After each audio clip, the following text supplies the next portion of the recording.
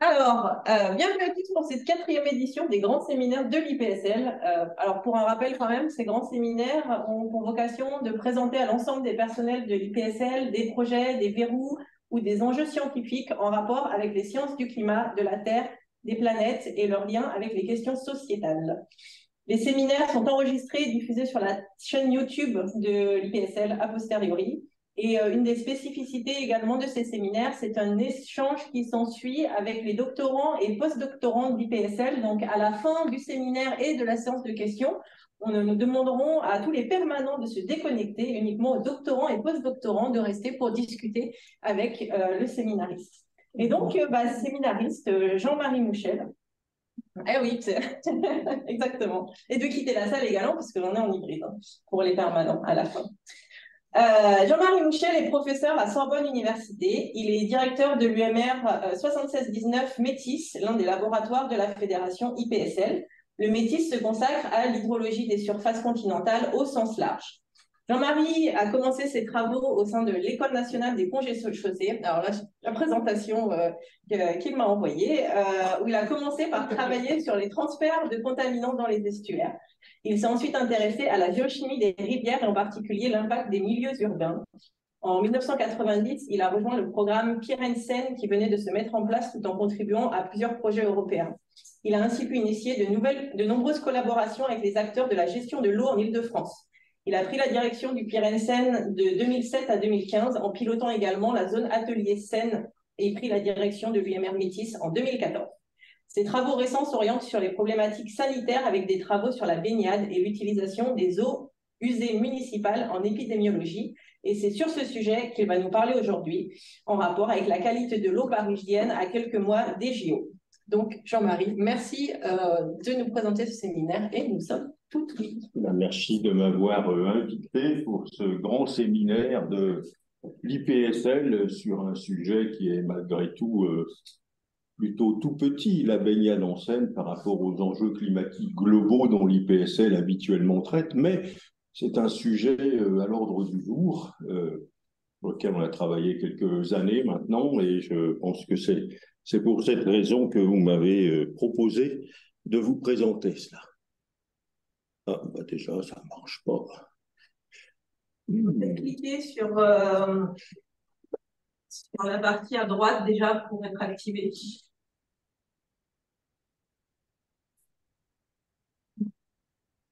Ah oui. Voilà. Oups. Donc, se baigner dans la Seine, point d'interrogation. Quand on a commencé à travailler sur ce sujet précisément, notamment en collaboration avec le CIRC et le syndicat pour l'assainissement de l'agglomération parisienne, donc c'était en 2019, et en 2019, la qualité de la Seine était pas mal du tout. On sentait qu'on était proche de pouvoir atteindre l'objectif de baignade. Puis on a eu des années moins enthousiasmantes ensuite.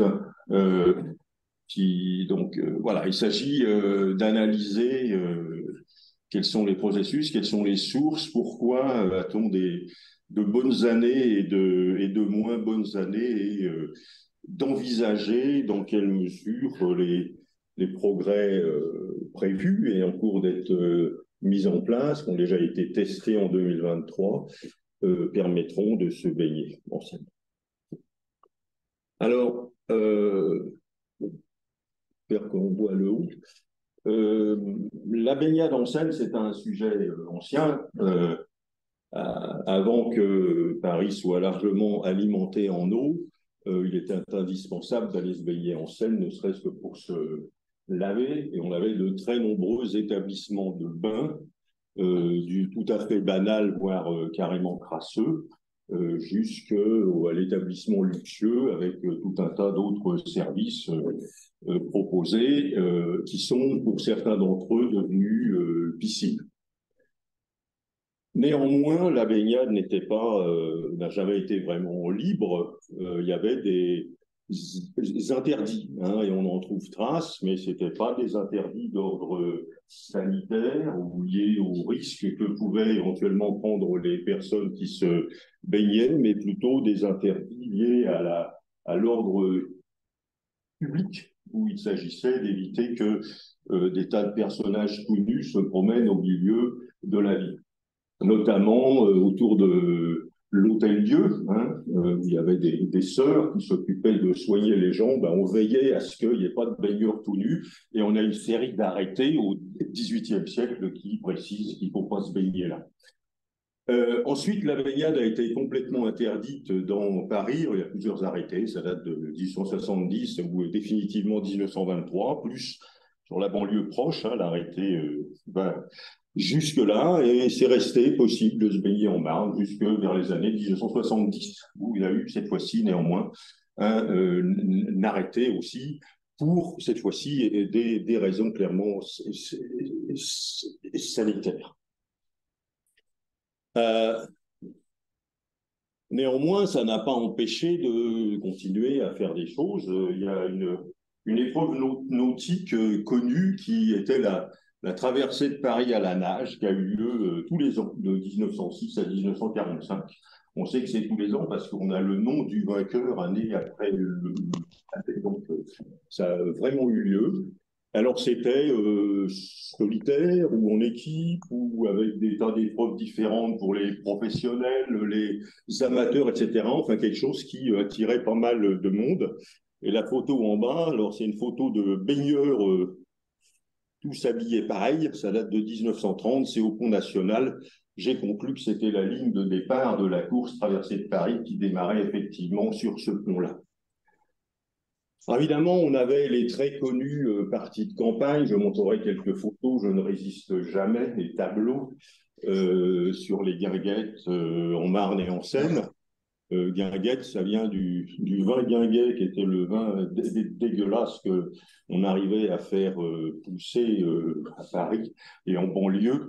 Et donc, on allait boire là, en faisant la fête et en profitant des loisirs nautiques. Le développement du train, des lignes de train, ont beaucoup aidé aussi au fait que les gens pouvaient aisément aller là-bas.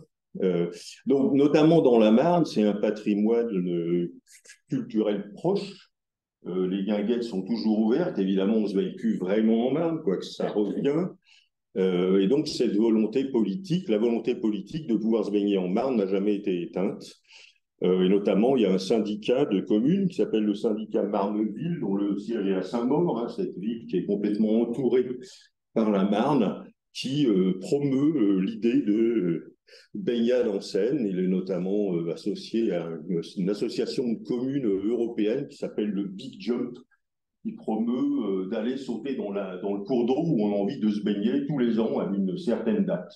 Donc tous les ans, à une certaine date, je, parmi beaucoup d'autres personnes, reçois un message. Venez sauter, venez participer au Big Jump cette année, ça sera le 18 juillet. Et dans l'heure qui suit, j'ai reçu un message de l'ARS, donc l'Agence régionale de santé, qui écrit « Je vous rappelle qu'il n'est pas autorisé d'aller se baigner dans Marne, en particulier le 18 juillet. » Bon, il y a ce petit jeu qui a lieu tous les ans, mais qui témoigne du fait que voilà, il y a des élus, et notamment particulièrement le syndicat Marneville, qui ont la volonté politique de se baigner. Alors, ils n'ont pas que la volonté politique, depuis plusieurs années, ils préparent ça, et avec notamment des séries de mesures de qualité de la Marne qui sont faites. Il y a beaucoup de mesures à faire pour que la baignade puisse être validée, et la préparation de ce qu'on appelle un plan de baignade, c'est-à-dire quelque chose qui permet de prédire comment on va pouvoir gérer en cas de crise. C'est-à-dire si on se rend compte qu'on ne peut pas se baigner tel ou tel jour, il faut avoir prévu les moyens pour prévenir les gens, veiller à ce qu'effectivement ils ne se baigne pas, etc. C'est ce que la directive baignade, la directive européenne nous demande de faire. Alors évidemment, tableau de Renoir, tableau de Monet. Ce qui est rigolo, c'est qu'ils s'amusaient, ils faisaient des concours de tableaux, ils peignaient exactement la même chose et comparaient ensuite ce qu'ils avaient fait. C'était très amusant. Et puis, Jean Paulague, un collègue, avait rassemblé ces photos d'un site de la banlieue sud de Paris, près de Vitry, qui s'appelle le port à l'Anglais, qui était un endroit idyllique où on se baignait déjà en 1650 avec une gravure là à gauche, et puis photos de 1930, 1960, on en a vers 1905 aussi. Voilà, donc il y a beau y avoir eu construction d'usines, il y a des cheminées d'usines qu'on ne voit pas dans la salle, mais sur l'écran probablement, à côté sur la rive, et malgré ça, ça restait un lieu de baignade. Et cette envie de construire des lieux de baignade est très forte, c'est-à-dire l'annonce des Jeux olympiques à Paris et des épreuves nautiques et de la future ouverture de baignade a développé l'intention d'installer de nombreuses baignades, et de nombreux élus ont manifesté la volonté d'installer une baignade sur leur commune. Ça, c'est une carte qui a été dessinée par l'Agence parisienne d'urbanisme en 2018 à partir d'enquêtes et de demandes que différents élus ont émis. Donc, c'est tous les points orange. Alors, il y a des violets, je ne sais pas trop ce qu'ils veulent dire, mais en gros, on voit une grande distribution souhaitée de baignades en Marne et en Seine. Alors, il n'y a pas qu'à Paris qu'on s'intéresse à ça. Il y a quelques villes d'Europe qui sont connues pour avoir su développer des baignades, Berlin, Bâle, Copenhague. Et on a ici, pour l'exemple, une carte des qualités de baignade à Berlin. Donc, les vertes sont celles qui sont baignables. Alors, ça s'est mis à jour, hein, de manière régulière. Les oranges, je ne lis pas très bien l'allemand, mais les oranges, ça ne va pas être fameux. Alors Berlin, ça fait longtemps qu'on se baigne à Berlin. Faut remarquer sur la carte qu'on ne se baigne pas quand même en plein centre-ville. Berlin a d'une part l'avantage qu'il y a pas mal de lacs, c'est-à-dire que l'Asprey et ses affluents se déploient au travers d'un certain nombre de lacs. C'est plus facile pour se baigner, le temps de séjour de l'eau est plus long, on reviendra là-dessus. Et surtout, Berlin est une ville fermée durant très très très longtemps. Et donc, les Berlinois, pour aller dans leurs loisirs, étaient obligés aussi d'aller relativement proche et donc de développer des accès à l'eau. En France, à Paris, voilà, il y a Jacques Chirac qui a dit quelques bêtises quand même en même temps qu'il a annoncé qu'il allait se baigner en Seine. Il a annoncé qu'il y avait 25 espèces de poissons différentes en 1990. À l'époque, c'était vrai. Il a annoncé qu'elles étaient parfaitement comestibles dans le même interview. J'ai vérifié, ce qui est absolument faux. Et en même temps qu'il allait se baigner 3 ans après, ce qu'il, évidemment, vous le savez tous, n'a jamais fait.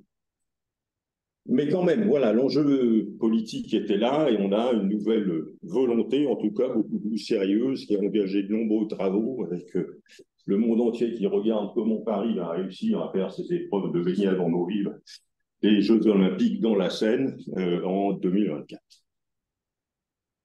Alors, ces volontés politiques, elles se traduisent souvent, comme je l'avais déjà dit, mais là je l'illustre par le fait que on va installer des baignades dans des endroits qui ne sont pas vraiment la Seine. Ici, le canal de la Villette, où la baignade va être autorisée, surveillée, etc., etc., et les mesures régulières de la qualité de l'eau. Et puis, les élus en profitent pour installer des pseudo-baignades non autorisées dans des endroits divers pour motiver un peu les troupes et la volonté de pouvoir se baigner reste vive.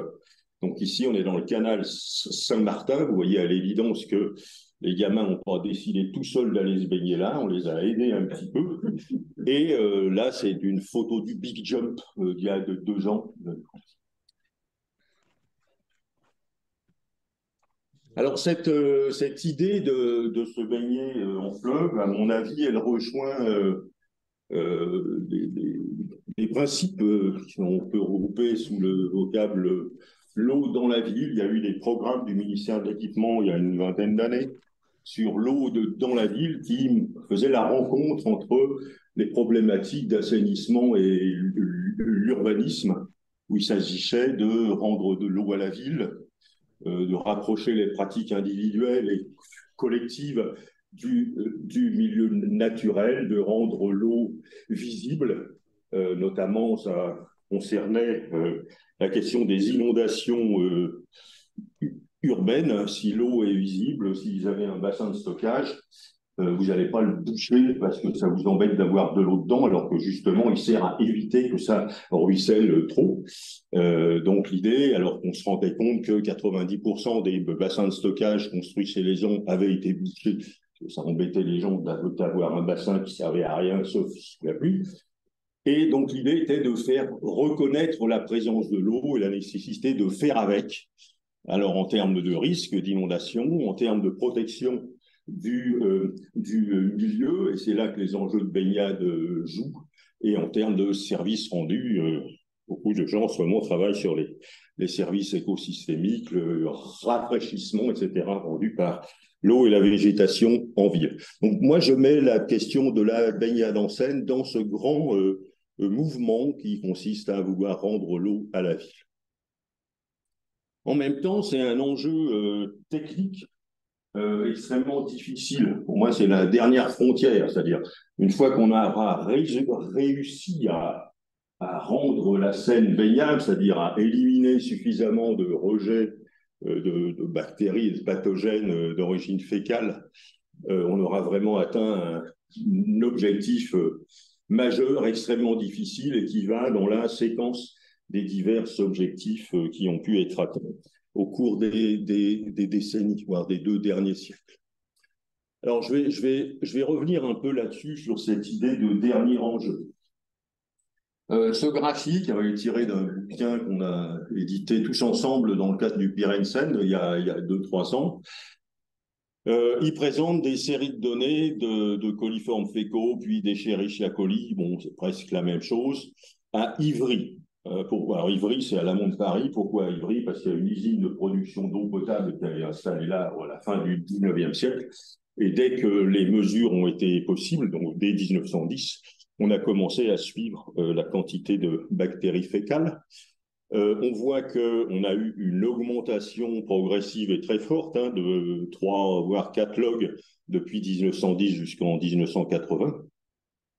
Cette augmentation, elle est due au fait que la ville s'étendait. Donc l'usine d'Ivry, qui a été construite à l'amont de l'agglo de Paris, petit à petit s'est trouvée dedans et donc a vu passer des eaux de plus en plus souillées. Et puis, à partir de 1980, on commence à traiter les eaux, à épurer mieux, à collecter mieux, et la concentration baisse. Mais ce que vous remarquez sur les points les plus récents, les points rouges, c'est que depuis 2000, la concentration ne baisse plus. Donc on a atteint ce qu'on était capable de faire avec les réglementations, avec les objectifs en cours, et on n'avance plus. Alors j'aime bien raconter cette petite histoire parce qu'elle éclaire beaucoup. Je vais commencer en 1860. Donc, Belgrand, le baron Haussmann, on réaménage Paris et notamment on reconstruit le réseau d'alimentation en eau. On alimente Paris avec des sources et on construit des réseaux d'égouts plus profonds qui alimentent un site en Seine qui essentiellement alimente un site en Seine qui s'appelle Clichy, qui va d'une part provoquer des rejets d'eau en Seine, et d'autre part, on installe des grands émissaires qui vont alimenter des champs d'épandage. Donc, on va collecter les eaux qui ruissellent et qui s'écoulent dans les égouts parisiens et les épandre et les utiliser comme engrais. Alors, à cette époque-là, le tout à l'égout n'était pas encore mis en place.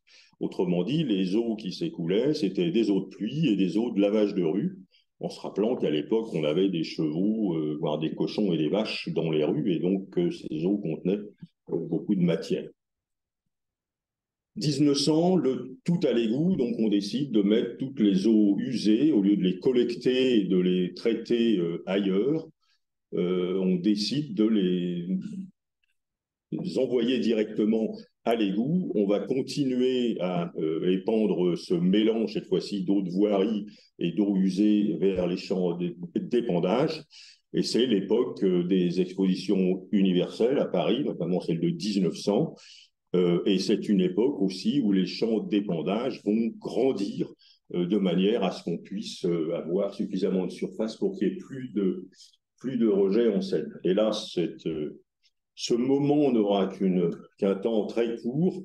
À partir de 1910, les champs d'épandage sont saturés, et même avant.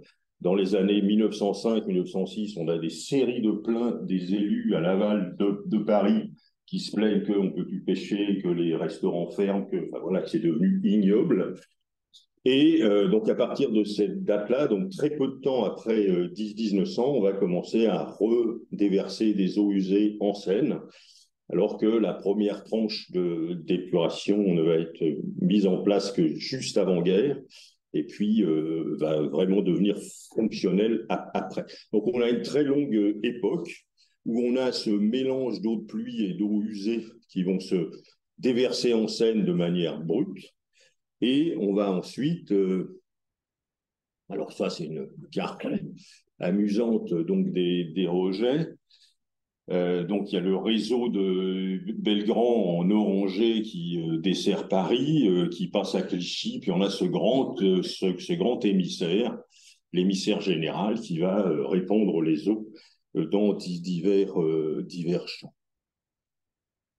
En 1970, là, il y a un énorme changement qui se passe. Il y a la première loi sur l'eau en France, en 64. Les politiques environnementales commencent à se mettre en place. On construit des réseaux, des usines pour traiter les eaux. Les agences de l'eau qui vont permettre de financer tout ça sont mises en place. Et en même temps, l'agglomération de Paris grandit. Et on décide d'arrêter avec le réseau séparatif, et tous les nouveaux développements de l'agglomération au-delà de cette année-là vont être installés en séparatif. C'est-à-dire que, en théorie, si tout va bien, on a les eaux usées d'un côté et les eaux de pluie de l'autre, et donc on n'occasionne pas de rejets supplémentaires quand il pleut. Quand on a un réseau unitaire, comme toutes les eaux se mélangent dans le même réseau, quand il pleut, le réseau sature et éventuellement on a des rejets. C'est ces rejets-là qui aujourd'hui sont le frein majeur à une qualité sanitaire suffisante en Seine. J'insiste pas sur la suite. On a la directive 4 sur l'eau qui nous demande de travailler non plus sur le carbone comme on avait fait dans les années 70, mais d'éliminer également l'azote et le phosphore dans les stations de traitement des eaux. Et on va arriver à la suite. Alors, je présente quelques éléments. Ce graphique est tiré des archives du département de la Seine et complété en 1960 par d'autres sources. On voit en blanc les volumes d'eau traités année après année, tels qu'ils sont rapportés dans ces archives, et en noir les volumes d'eau usée brute rejetée. On voit qu'en 1900, on a une chute des eaux usées brutes rejetées et la création de terrains d'épandage qui augmente en blanc les eaux traitées. Et puis, il ne se passe plus rien. C'est-à-dire, on a un niveau de traitement qui reste plat alors que l'agglomération grandit, l'alimentation en eau s'intensifie, et on a une augmentation terrible des rejets jusque vers 1970, où la mise en œuvre des nouvelles politiques permet de faire de meilleurs réseaux, de traiter les eaux. Et on voit la quantité d'eau traitée qui augmente terriblement et la quantité d'eau rejetée qui baisse. L'agglomération de Paris, l'année 1970, c'est le moment où la très grande couronne, où la grande couronne, disons l'Oise, la Seine-et-Marne, l'Essonne, commence à croître. Donc on va avoir des réseaux séparatifs ici, alors que dans la petite couronne, l'ancien département de la Seine, on est resté en unitaire. Cette carte unitaire séparative définit l'intensité des risques sanitaires. Pour éliminer ces rejets en temps de pluie, il y a plusieurs méthodes. La première méthode consiste à stocker l'eau. C'est pour ça qu'on construit des bassins. Enfin, tout le monde a entendu parler du bassin d'Austerlitz, qui nous a fait beaucoup de bouchons durant une année ou deux. C'est un des nombreux bassins. On a plus d'1 million de mètres cubes stockables. Austerlitz, il doit faire dans les 40 ou 50 000. Donc, c'est un des nombreux bassins. Et on construit maintenant en orangé là, ce qui s'appelle des tunnels réservoirs, donc d'énormes tunnels dont les diamètres ont 5 à 10 mètres, qui permettent à la fois de faire transiter de l'eau et stocker des volumes très très grands. Vous en voyez un certain nombre sur la carte. Donc ça, c'est une des façons de faire. La deuxième façon de faire, c'est de mailler, c'est-à-dire de faire que les eaux d'un bassin versant puissent aller s'écouler dans un autre. De cette manière, en cas d'orage, si un bassin versant est particulièrement impacté par un orage et son voisin ne l'est pas trop, on peut dériver des eaux depuis le bassin le plus impacté vers l'autre et éviter de saturer le réseau, ce qui générerait automatiquement des surverses. Troisième politique, troisième méthode, empêcher le ruissellement, donc désimperméabiliser. Alors c'est une stratégie qui impacte l'ensemble des habitants, qui leur demande de déconnecter leur gouttière, par exemple, et de la faire aller dans leur jardin autant qu'ils peuvent pour éviter que ça aille directement vers leur réseau. Donc on a ces politiques qui sont d'échelle de temps différentes et qui sont aussi qui font appel et qui mobilisent des acteurs différents et qui sont mis en œuvre, sachant que le travail auprès des particuliers, ça va prendre beaucoup de temps. Alors, je mets sur cette carte, vous connaissez Paris, il y a la Seine qui vient du sud, la Marne qui vient de l'est. J'ai mis quelques mots-clés. Corbeil, c'est le point limite amont dans le travail qu'on a fait. Gournay, c'est le point limite amont en Seine. Gournay, c'est le point limite amont en Marne. Iéna, c'est le site des Jeux Olympiques. Donc, pour nous, c'est le point aval clé. Et puis, j'ai mis dans flèche bleue 2 stations d'épuration importantes, celle du SIAC dans ce secteur-là, sachant qu'il y en a d'autres. On a les stations de Corbeil et Évry, un petit peu plus au sud, sur la Seine, et puis un petit peu à l'amont de Gournay, la station de Saint-Thibaud-des-Vignes qui dessert Gournay, Chelles, etc. Donc ça, c'est des mots-clés que je vais reciter un certain nombre de fois. Donc, j'ai déjà raconté ça, je fais juste une reprise sur le réseau unitaire, les risques qu'il induit, le réseau séparatif, où l'eau normalement n'est pas traitée, parfois stockée, surtout pour éviter les impacts hydrauliques. Normalement, il n'y a pas de traitement nécessaire, il y a des risques de mauvais débranchement, et les teneurs en Escherichia coli, donc les bactéries indicatrices fécales dont on se sert le plus, sont de 10 puissance 4 à 10 puissance 5 pour 100 millilitres, ce qui est plutôt faible, mais qui a une variabilité terrible. On connaît finalement très mal la qualité des eaux de ruissellement urbaines pures ou strictes. Pour rappel, enfin c'est pour rappel parce que je ne l'ai pas encore dit, dans des eaux usées, on dépasse 10 puissance 7 Escherichia coli pour 100 millilitres, donc on est plus de 100 fois plus contaminé. Alors la communauté européenne a émis des directives concernant les baignades. La dernière est celle de 2006 qui donne un certain nombre de règles. Ces règles sont celles qui permettent d'autoriser qu'une baignade ouvre. Donc une baignade peut être ouverte à condition que, par exemple, pour les Escherichia coli, on soit en dessous de 900 bactéries Escherichia coli pour 100 millilitres d'eau durant 90% du temps. Je résume, je ne parlais que de cette règle-là. Et il faut avoir 4 années de mesure préalablement, faire les statistiques sur ces 4 années, et c'est ces 4 années de mesure et des bonnes statistiques qui vont permettre que la baignade puisse avoir lieu. Ça n'empêche pas de surveiller, et ça n'empêche pas d'avoir le plan de gestion de baignade que j'ai mentionné déjà, qui permet de gérer les situations où la baignade ne peut plus avoir lieu. De ce fait, la directive autorise une certaine souplesse et on considère que comme on est capable de gérer les eaux quand la qualité devient mauvaise, on a le droit d'enlever les 15% des données les pires pour faire la statistique. Donc, c'est plus 90%, c'est 90 plus moins 15 en fait. Voilà, c'était un petit arrangement avec Dieu.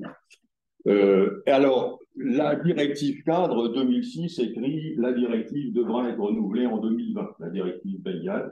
On n'a pas réussi encore à renouveler la directive Baignade.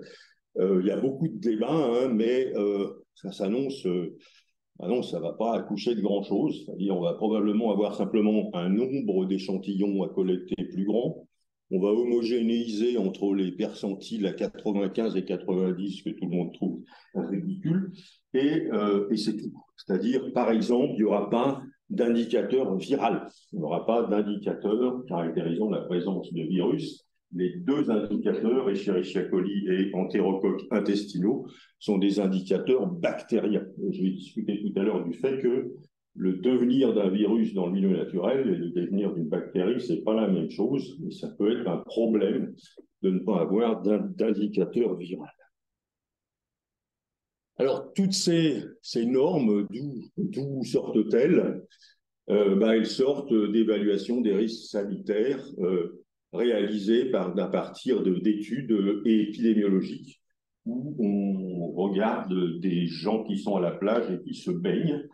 On regarde ceux qui se baignent et ceux qui ne se baignent pas. On compte le nombre de gastro-entérites chez ceux qui se baignent et ceux qui ne se baignent pas. Et on met ça en regard de la qualité de l'eau. Le principe est assez simple. En pratique, il y a plusieurs façons de faire, plus ou moins rigoureuses.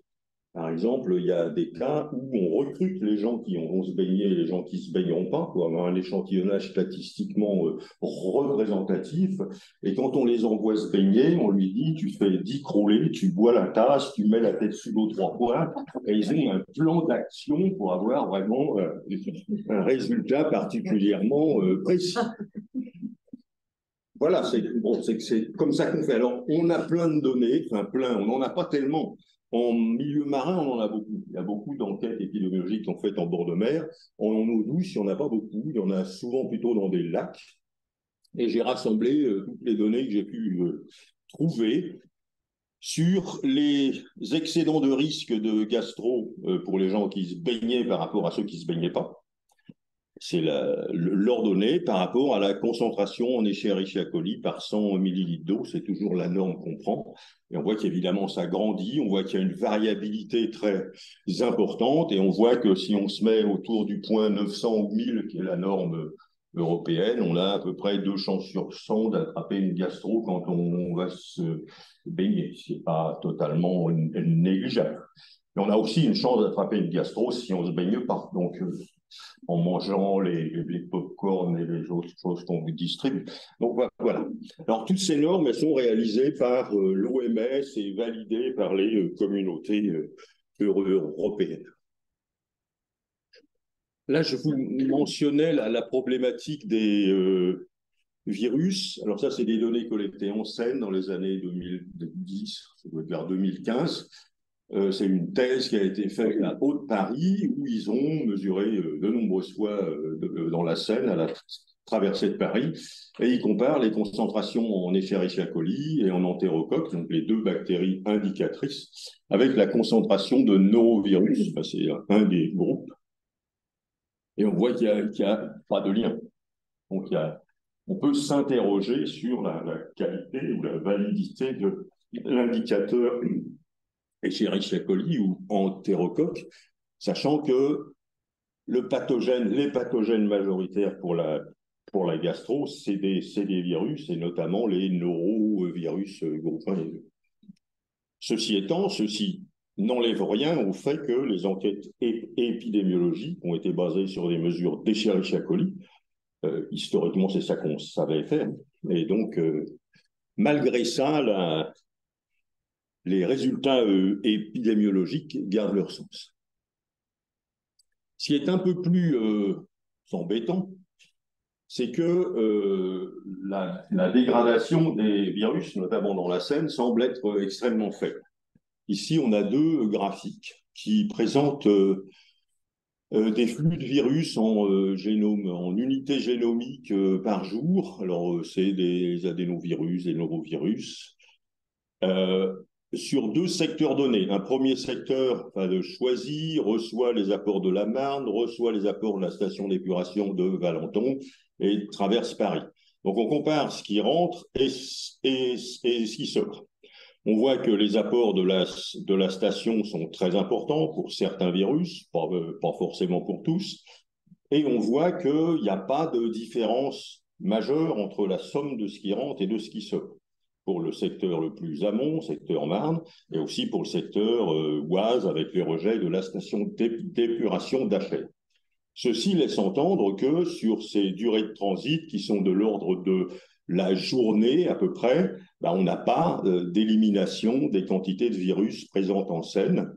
Ils ne font que passer, alors que les mêmes essais faits avec des bactéries indicatrices fécales montreraient, bon, je n'ai pas les données pour ces journées-là, mais on a des modèles, on a des calculs, montreraient une diminution d'un facteur, disons 3 ou 4 des teneurs. Donc, on a un souci potentiellement de représentativité dans des endroits tels qu'un fleuve, où on a une notion très importante de temps qui s'est passé depuis le moment où le rejet a eu lieu jusqu'à de baignade. On a un souci de représentativité des bactéries indicatrices fécales, avec probablement une sous-représentativité du risque représenté par les virus, plus on s'éloigne de la source. Dans le cas d'un lac, la problématique n'est pas du tout la même. Parce que s'il va faire diminuer les quantités de virus, c'est le brassage des eaux rejetées avec les eaux moyennes du lac supposées propres. Et que vous brassiez des virus ou des bactéries fécales, l'efficacité du brassage et donc de la diminution sera du même ordre. Dans le cas d'un système type tube où le temps de transit compte, c'est pas vrai. Alors, maintenant, je voudrais illustrer par cette petit diagramme la criticité et l'enjeu que représente la qualité sanitaire. Vous avez sur le graphique de gauche, on va regarder juste les Escherichia coli, c'est les 2 premières séries de barres. On a des valeurs en entrée de station de traitement des eaux usées et des valeurs en sortie. On voit que, bon an, mal an, avec des stations d'épuration qui ne sont pas spécifiquement prévues pour éliminer les Escherichia coli, on élimine 99,9%. Ça veut dire qu'il en reste très peu. Si on compare ça, par exemple, avec l'azote réduit, on va avoir des concentrations, j'ai mis check parce que je n'étais pas tout à fait sûr du chiffre, mais vous allez me dire ça, de 40-50 mg par litre dans les eaux usées, peut-être un peu plus. En sortie de station, selon les stations, on va être de 0,5 à 3 mg par litre. C'est-à-dire que le rendement peut dépasser, dans les bons cas, 90%. Maintenant, supposez que vous ayez 1% de votre réseau d'assainissement qui fuit. 1% de fuite dans votre réseau, ça fait que le rendement global pour l'azote, il va passer de 90% à 89%. Si vous avez 1% de fuite. Si on fait la même chose pour les Escherichia coli, vous allez passer de 99,9% à 99%. C'est-à-dire que vous allez avoir une baisse de rendement d'un facteur 10 à cause d'une fuite, là où vous n'auriez qu'une baisse de rendement que de 10% pour la même fuite pour l'azote, dans le cas des Escherichia coli. Donc, garantir la qualité sanitaire dans une ville, dans l'eau réceptrice d'une ville, ça demande un effort considérable sur les fuites. Il faut absolument éviter toute fuite parce que le rendement du traitement est déjà tellement bon que la moindre fuite va faire basculer le résultat global vers quelque chose qui ne sera pas satisfaisant. Donc c'est ça l'enjeu, c'est ça le défi ultime. C'est pas juste le traitement de l'eau, c'est la capacité à avoir une excellente gestion du transfert de l'eau dans les réseaux. Et c'est ça que la problématique de la qualité sanitaire demande. Alors je commence par des histoires un peu plus anciennes, enfin pas très anciennes, j'étais très ancien au début. Donc les travaux de notre collègue Pierre Servet, qui a commencé à regarder les problématiques de transfert à l'époque c'était des coliformes fécaux en Seine. Il y a peu de baignade en Seine, donc il y a peu de données. Hein. On regarde l'eau là où on se baigne, là où on ne veut pas se baigner, on ne regarde pas.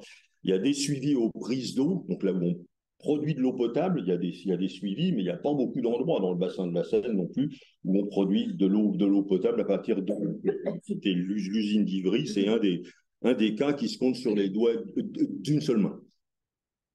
Donc les travaux de Pierre montraient, je vais insister sur le diagramme de droite. Donc, il a travaillé en examinant la qualité de l'eau qu'il y avait dans des petits sous-bassins versants typés, ruraux, avec des cultures, de la forêt et des pâtures. Il a des ordres de grandeur sur différents secteurs qui sont toujours à peu près les mêmes. Je rappelle que la norme de baignade est à peu près à 1000.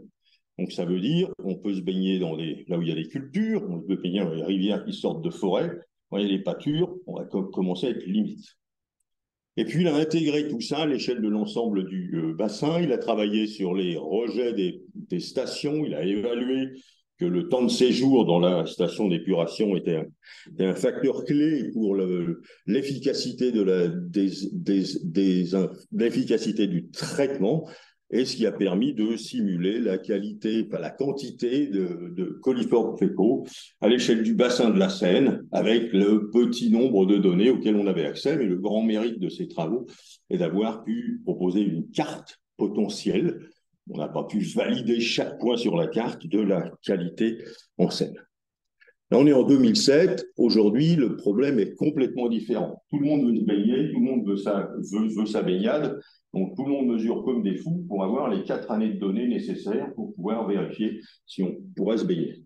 Donc, il y a une mobilisation extrêmement forte des acteurs de la région qui se sont ont mis en œuvre des campagnes de mesures qui ont lieu uniquement durant l'été et qui ont lieu dans tous ces points-là. Donc, il y a les conseils départementaux, il y a la ville de Paris, il y a le SIAP, il y a le syndicat Marne-Vive en vert, hein, et voilà.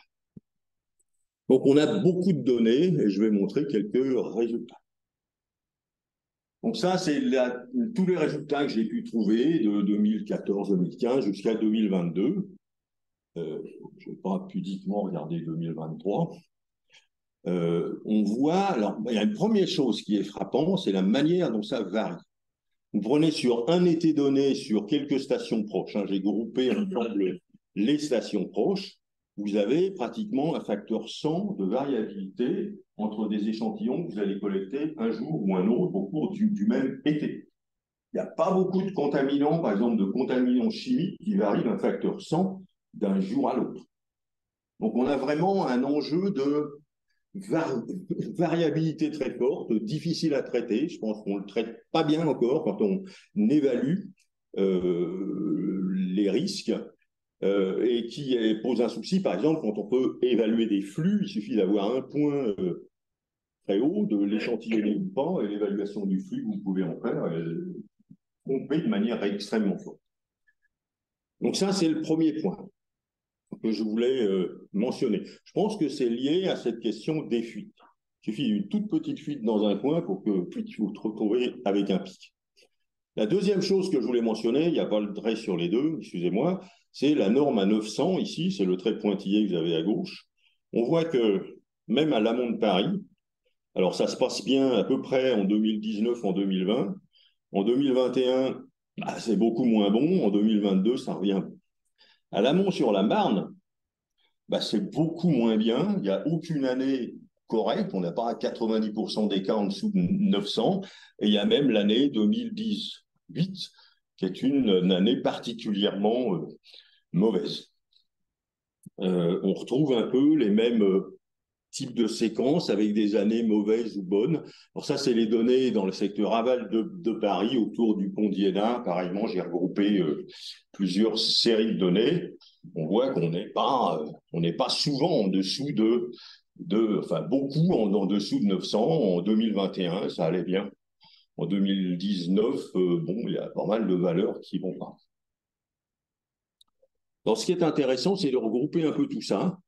Et donc, bien que ça soit un peu audacieux et que je ne sais pas trop encore comment faire pour mettre des barres d'erreur sur ces flux, j'ai quand même calculé des flux d'amont en aval sur la Seine, donc depuis Corbeil jusqu'à la confluence Marne-Seine, depuis Gournay, Ouannette ou Meaux jusqu'à la confluence Marne-Seine, et à la traversée de Paris.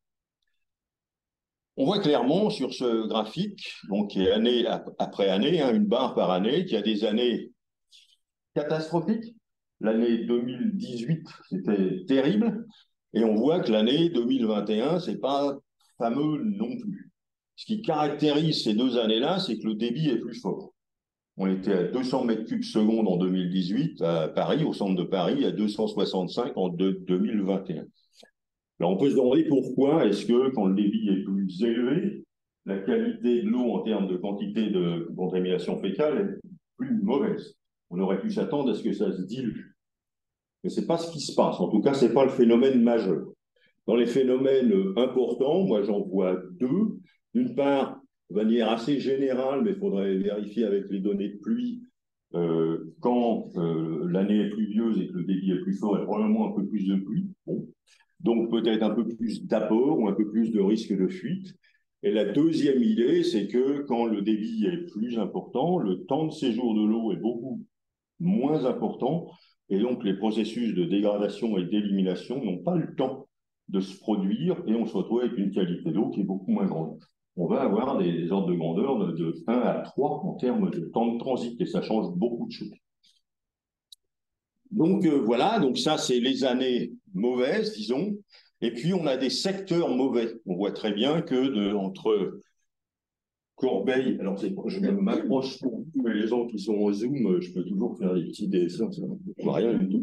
Donc entre Corbeil et Juvisy, c'est pas génial, on a une remontée systématique, on va dire, bah ouais, mais il y a les stations d'épuration d'Evry et Corbeil, ok, mais on va leur faire un sort à elles. Et puis entre Orly et Ivry, hein, c'est particulièrement mauvais, alors il y a la station d'épuration de Valenton, mais on va lui faire un sort aussi. Et puis, ce qui est des fois très, très catastrophique, c'est entre la confluence Marne, donc les points aval de la Marne, Alfortville et Ivry, et l'entrée dans Paris, où on a les concentrations les plus fortes. Je parle ici surtout des années à faible débit, donc des années auxquelles on pourrait s'attendre d'avoir quelque chose qui se passe bien. Ce qui est intéressant, c'est de faire le bilan de tout ça. Alors, un premier ordre de grandeur, l'unité que j'ai choisie, c'est le milliard d'Escherichia coli par seconde. J'avais essayé par jour, mais j'avais des 10 puissance 15, donc ça devenait complètement ingérable. Donc l'unité qui me paraît parlante, c'est ça. Alors 900 Escherichia coli, quand on est à 100 mètres cubes seconde, ça correspond à 0,9 milliards d'Escherichia coli par seconde. Donc en termes de flux, il faudrait être en dessous de 1 si on voulait atteindre la qualité. On voit qu'on en est un petit peu loin. Et en dessous de 2, évidemment, si on est à 200 mètres cubes seconde. Là, on peut se dire, oulala, attention, ça, c'est la valeur moyenne. Ça inclut les temps de pluie, les périodes d'orage et les périodes où il y a des tas d'autres apports. Ça n'empêche pas qu'en période de temps sec, ça pourrait peut-être aller. Donc, on va regarder d'un petit peu plus près. En termes de bilan, ça pose question, quoi. Voilà. Les apports par les stations d'épuration, la plus grosse à Valenton, c'est 1,2 milliard d'Escherichia coli par seconde. On est très loin des 5, 6, 7 qu'on avait à la traversée de Paris et toutes les autres stations d'épuration, des débits beaucoup moins grands, c'est beaucoup moins. Quelque chose qui m'a parfaitement surpris, c'est l'importance des apports par les bateaux logements, les apports directs. On est à 0,9 milliard d'Escherichia coli, donc presque autant que la station de Valenton qui traite 2 millions d'habitants. Pourquoi? Parce que j'ai fait une hypothèse très forte. Les propriétaires de bateaux logements doivent m'en vouloir beaucoup. S'il y en a qui sont branchés, j'ai supposé qu'ils traitaient rien du tout. On est dans cette idée de la fuite. Il ne faut pas beaucoup de gens qui traitent rien pour avoir un résultat terrible par rapport à d'autres qui traitent. Alors, la ville de Paris a installé un réseau d'égouts sur les quais et depuis en 2019 et depuis lors, tous les propriétaires de bateaux logements sont forcés de se brancher dessus. Donc, ce problème des bateaux logements, au moins à Paris, est en principe résolu. Alors évidemment, il y a eu des critiques, on a dit, mais on aurait dû mettre des petites stations d'épuration respectueuses de l'environnement à l'intérieur de chaque bateau. Bon, ça aurait tenu le coup longtemps, ça, mais bon, enfin bref, voilà. On pourrait stocker ce carbone et faire du compost avec aussi, n'est-ce pas? Exactement. Alors, les apports amont par les cours d'eau, c'est assez frappant aussi. En 2018, par la Seine, on est à 2,3. En 2022, par la Seine, on est à 0,15. Donc, cette question du débit et de la surcharge en concentration et de pointe d'apport durant les années de débit fort, c'est un truc critique. Et les petits affluents urbains, eux, ils importent peu. Alors, bon, la question, je vous ai déjà répondu à cette question. À mon avis, pourquoi hein, c'est plutôt une question de temps de séjour, voire d'excédent de ruissellement urbain. Alors, on a simulé tout ça, on adore ça à Métis, faire des modèles de qualité de l'eau, on fait étudier le transfert, les processus. On essaye de faire des mesures. Le principe, c'est que on a le droit de mettre un processus dans un cours d'eau pour essayer de simuler la qualité de ce cours d'eau que si on est capable de donner des paramètres précis, suffisamment précis. On n'invente pas de processus avec un paramètre qu'on va caler. Si on fait ça, on peut simuler n'importe quoi. Donc on l'a fait, on a regardé la dégradation des bactéries qui est essentiellement liée au broutage, on a mesuré l'inactivation par la lumière, c'est essentiellement la lumière solaire UV qui va jouer un rôle, la sédimentation, l'érosion, et tout ça est intégré dans un modèle de transport monodimensionnel à l'échelle de l'agglo, ça va bien, on pourrait avoir une version 2D un jour, mais on ne l'a pas encore. Et puis, on a regardé les apports par les stations d'épuration, ceux-là, on les connaît à peu près, par les déversoirs de rage. Alors ça, c'est une grande histoire. On connaît les débits, mais la qualité de l'eau, on la connaît très mal, et le ruissellement urbain dans la zone simulée n'est pas très grand. Alors, on a fait des tas de manips, évidemment, parce qu'on adore ça. Donc, on a mesuré la vitesse de dégradation au noir. On laisse de l'eau de Seine avec les bactéries fécales qu'elle contient évoluer gentiment sur plusieurs jours. Et on a des cinétiques d'évolution de la teneur en bactéries. Alors, initialement, on travaillait comme le veut la version de départ de Sérive avec des bactéries attachées et des bactéries libres. Et donc, les bactéries attachées sont protégées pour le broutage, donc on pense qu'elles devraient être moins facilement broutées, et elles sédimentent beaucoup plus vite que les bactéries libres. On s'est rendu compte par la suite qu'il y avait à peu près toujours autant de bactéries attachées et de bactéries libres, bien que les bactéries attachées devaient subir des processus de dégradation, d'élimination plus forts. Donc on s'est dit qu'il y a probablement un mécanisme de réattachement ou de désattachement des bactéries qui fait qu'on a finalement décidé d'utiliser un seul pool de bactéries à la place de deux, en ajustant évidemment les vitesses de sédimentation. Alors, on a trouvé quelques petites choses du genre, il y a une relation entre la quantité de d'Escherichia coli et la vitesse à laquelle la dégradation a lieu. Ça, on ne l'attendait pas. Et puis, c'est à peu près constance entre les bactéries attachées et libres. Donc, on a fini par élaborer un modèle dans lequel la vitesse de dégradation n'est pas seulement proportionnelle à la concentration de bactéries, mais aussi un facteur C puissance M.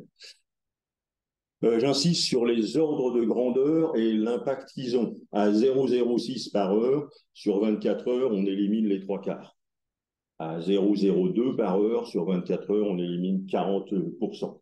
Avec des temps de séjour sur le secteur d'à peu près 2 jours, à 0,06 par heure, on va éliminer les trois quarts des trois quarts, donc il ne restera plus grand-chose.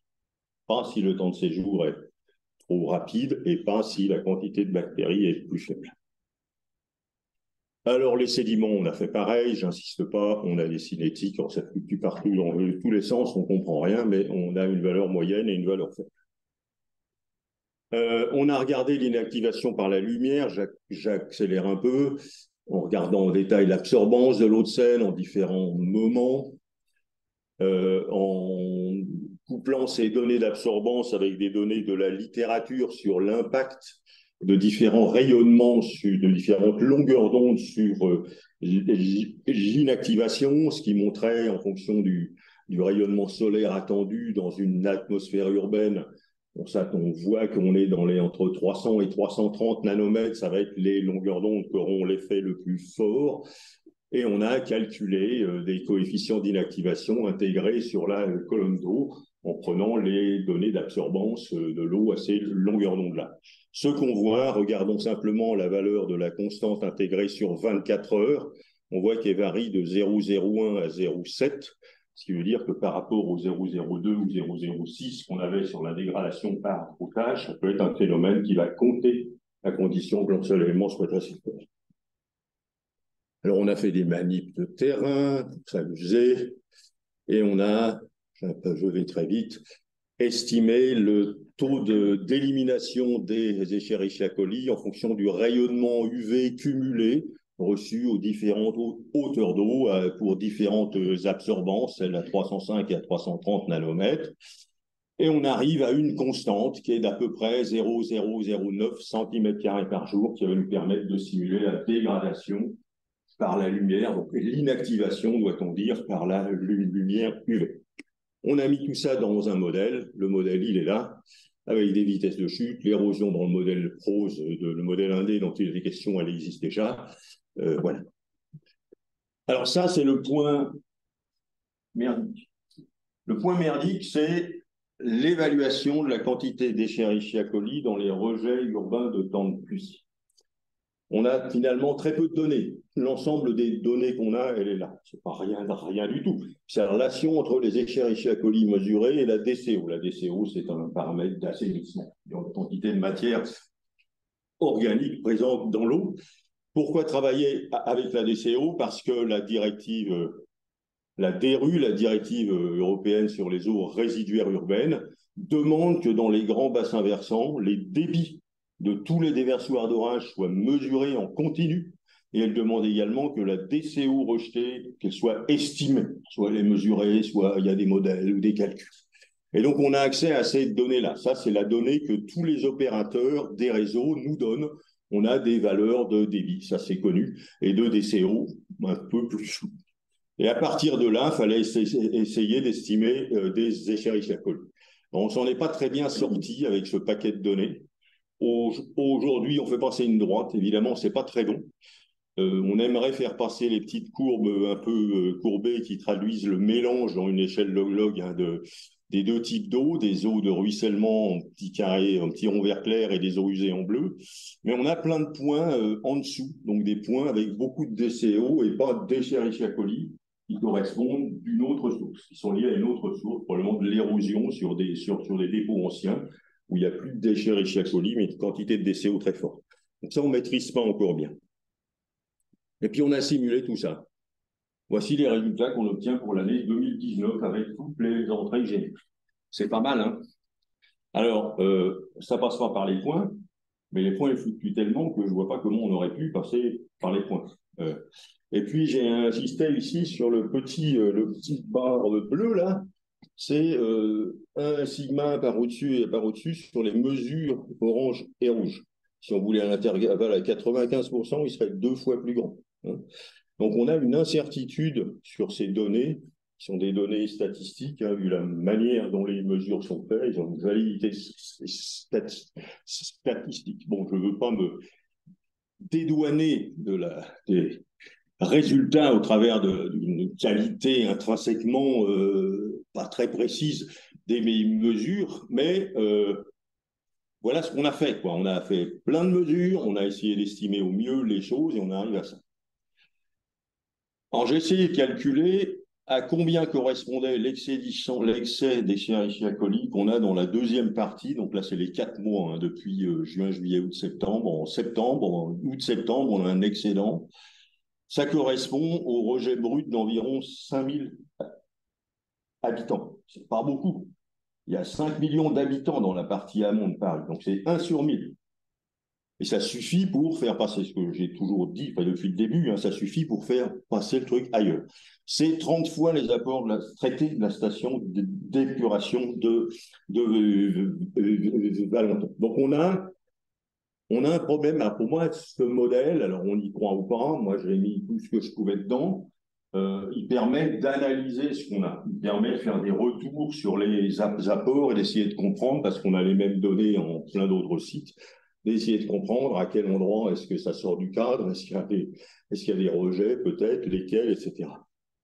Donc ça fait des années, hein, qu'on sait que dans le secteur rive gauche, en face de Valenton, il y a plein de projets qu'on maîtrise mal. Personne ne veut le dire. Le conseil départemental du Val-de-Marne, moi, des rejets, non.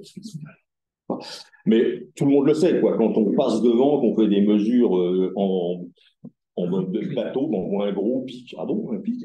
Enfin, bref, on sait qu'on a un problème, tout le monde le sait, c'est historique, voilà. Et alors, ce qu'on peut espérer, c'est que les différents, comme c'est connu, que les différents travaux qui sont en cours, parce qu'il y a beaucoup de travaux, on est qu'en 2019, là, permettront de résoudre au moins en grande partie ce problème-là. Alors, ce genre de travaux permet, ce genre de modèle permet aussi d'identifier l'impact de futurs projets. Enfin, par exemple, on supprime les rejets des bateaux logements, c'est la courbe bleue. On rajoute la désinfection sur les stations Seine-Aval, non, Seine-Amont et Marne-Aval. C'est la courbe rouge. Donc, on peut, avec ce modèle, autant qu'on y croit, évaluer dans des cas théoriques quel serait l'impact de différentes mesures. Ça permet aussi d'évaluer l'importance des différents processus qu'on a mis dedans, les uns par rapport aux autres, l'éclairement en haut à droite, la dégradation et le broutage en bas, à gauche, pardon, la sédimentation. Alors, il y a une période où il y a du sédiment simulé en Seine. C'est la dernière partie. Première partie, il n'y en a pas. Donc, il ne se passe rien. Et puis, si on dégrade rien, quoi, si on n'a plus ni broutage, ni effet d'UV, que les Escherichia coli font que se promener, on arrive à cette courbe à peu près plate, là, à part un pic ou deux, qui est du bon ordre de grandeur, mais avec ce qu'on avait vu, mais on ne peut pas y croire, quoi. Les pics, c'est du pic de pluie.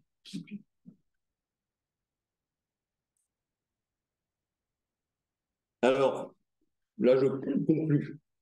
Est-ce qu'on peut se baigner en Seine en cas de pluie importante? Non. Il ne faut pas croire qu'on y arrivera. Les pluies importantes, elles peuvent être énormes. Est-ce qu'on peut se baigner avec un débit élevé de la Seine et de la Marne? Là, j'ai un peu l'impression que non. Bon, il faut faire des calculs et valider ça, mais j'ai un peu l'impression que non. Alors, ça fait longtemps que j'avais montré ça. Et alors, j'ai proposé deux choses. D'abord, qu'on remonte les barrages de navigation qu'on a prévu de se baigner en Seine.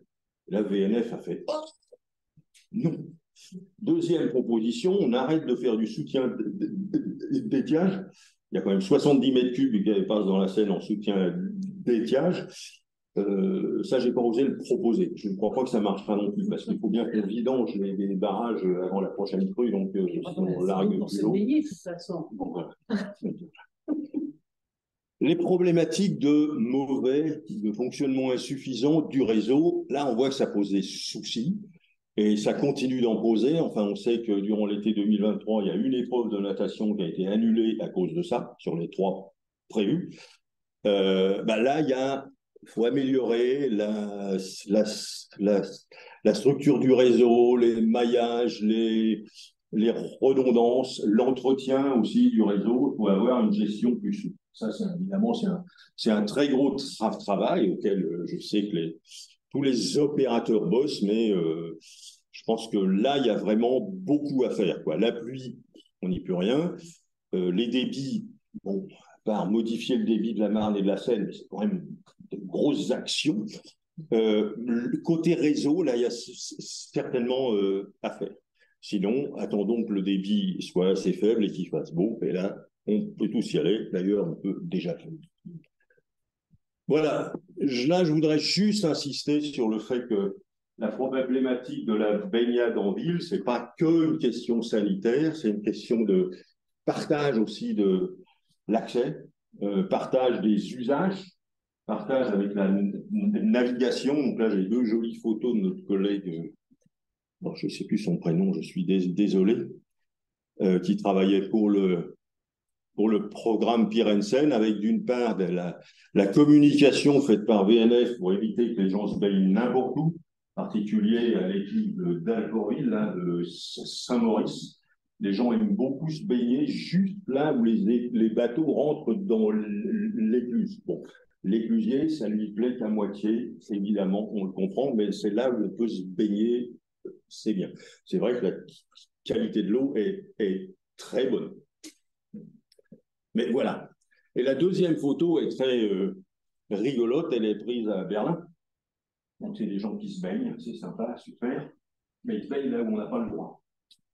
Donc le fait d'ouvrir, enfin, ouvrir des baignades en ville, c'est un appel à une grande envie de se baigner pour un grand nombre de gens, mais ça demande quand même un peu de régulation. Si vous avez la chance d'avoir votre jardin qui donne sur la Marne, s'il y a plein de baigneurs qui viennent dans votre jardin par la Marne, vous ne serez peut-être pas content. Donc il y a tout cet effort aussi de partage, quelque part, de l'accès à l'eau, qui demandera aussi probablement de longs efforts et des discussions, etc., etc. Voilà, je vous remercie de votre attention.